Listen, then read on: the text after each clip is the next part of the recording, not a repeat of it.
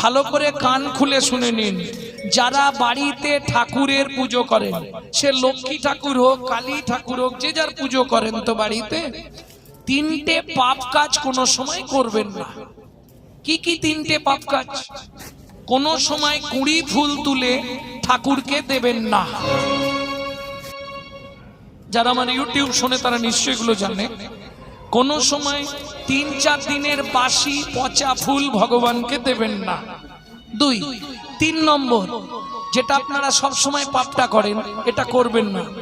সকালবেলা হাঁটতে যাবার নাম করে লোকের কাছে ফুল চুরি করে ঠাকুরকে দেবেন না। কি হলো, হাসছে কেন? মানে যারা করে তারা হাসছে নাকি? হ্যাঁ, এ পাপ হয়। কোথায় বলা আছে? ব্রহ্মবৈবর্ত পুরাণে বলা আছে, শ্রীমদ্ ভাগবতের ৫ম